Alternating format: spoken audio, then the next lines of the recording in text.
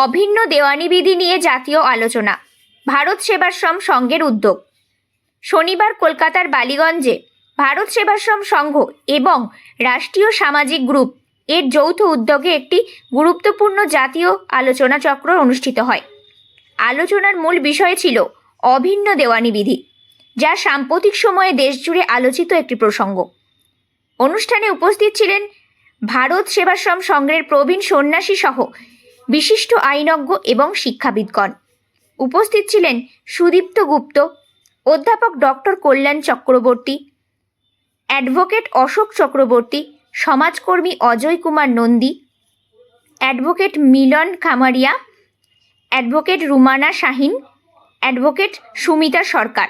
তারা তাদের বক্তব্যের মাধ্যমে ভারতের দেওয়ানি বিধির অভিন্নকরণের প্রয়োজনীয়তা, এর প্রভাব এবং সম্ভাব্য চ্যালেঞ্জ নিয়ে বিশদ আলোচনা করেন।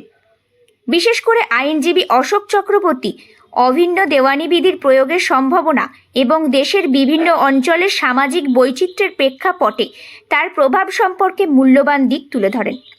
অধ্যাপক কল্যাণ চক্রবর্তী বিষয়টি ঐতিহাসিক পরিপ্রেক্ষিতে নিয়ে আলোচনা করেন এবং বিভিন্ন ধর্মের প্রতিনিধিদের মধ্যে এর গ্রহণযোগ্যতা নিয়ে আলোচনা করেন।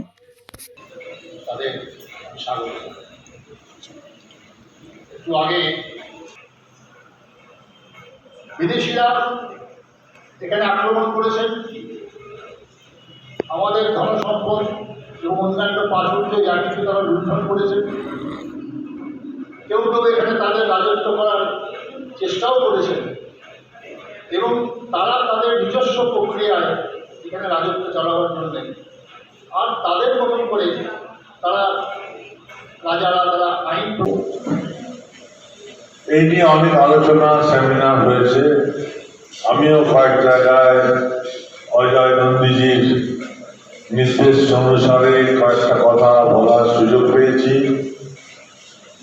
অভিন্ন দেওয়ানি কার্যবিধি কি, প্রথমে সেটা জানা দরকার। আমাদের সংবিধান যখন রচনা করা হয় তখন আমরা জানি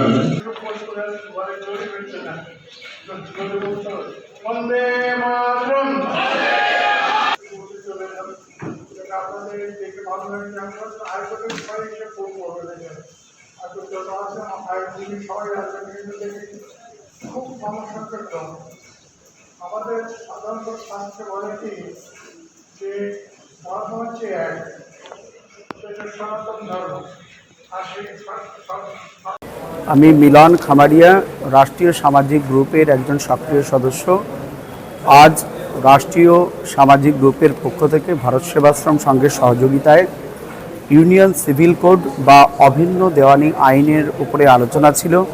বিভিন্ন বক্তারা তাদের এই বিষয়ের উপরে বক্তব্য রেখেছেন এবং রাষ্ট্রীয় সামাজিক গ্রুপের পক্ষ থেকে আমরা দীর্ঘদিন ধরে অনলাইনে এবং অফলাইনে এই সম্পর্কে আলোচনা করছি যে ভারতবর্ষে এক দেশ এক আইন আসা দরকার, অর্থাৎ অভিন্ন দেওয়ানি বিধি আসা দরকার।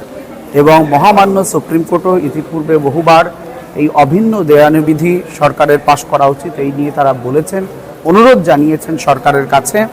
এবং আমরাও চাইছি যে অভিন্ন দেওয়ানি বিধি আসুক, কারণ ভারতবর্ষ এমন একটা রাষ্ট্র যেখানটায় কোনো বিভেদ কখনোই কাম্য নয়।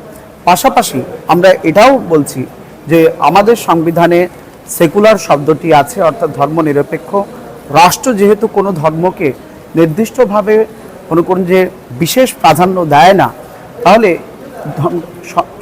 যাতে ইউনিফর্ম সিভিল কোড যেটুকু আমি বুঝি যে অন্যান্য যেগুলো ধর্মীয় পার্সোনাল ল সেইগুলোকে সরিয়ে একটা আইনের ছাতার তলা সব যা ডিসপিউট রেজলিউশন সেইগুলো একটা আইনের অনুযায়ী এইগুলোকে ডিসপিউটগুলোকে রেজলিউশন করা হবে। Uniform civil code specially marital laws, marital dispute আর যেগুলো পার্সোনাল লজ আছে সেই পার্সোনাল লগুলোকে এক জায়গাতে ইউনিফর্ম সিভিল কোড সে যে কোনো ধর্ম থেকে হতে পারে, কিন্তু সে কিন্তু একটা আইনের মাধ্যমে তার রেজলিউশন বা তার সলিউশন হবে। যিনি না থাকলে হয়তো এই গ্রুপটা থাকতো না। সেই রণত চ্যাটার্জিকে বরণ করে নিচ্ছেন উত্তরী দিয়ে আমাদের এক সময় নরেন্দ্র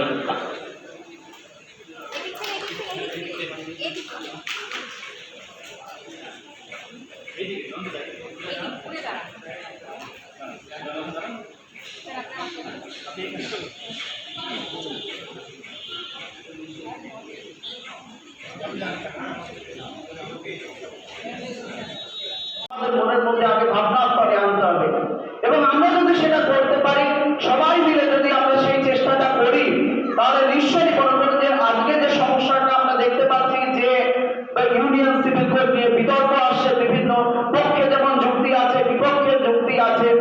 পক্ষের যুক্তিরা তারা সামনের কথা বলছেন, বিপক্ষে যারা আছেন তারা বলছেন যে ধর্মীয় স্বাধীনতার হস্তক্ষেপ হবে, সংখ্যালঘুরা আমাদের উপরে অত্যাচার করতে শুরু করতে পারে। তাই আমরা যেহেতু সংখ্যালঘু, অতএব আমাদের ইউনিয়ন সিভিল কোড। আজকে আমাদের বলতে বলা হয়েছে ইউনিফর্ম সিভিল কোড নিয়ে।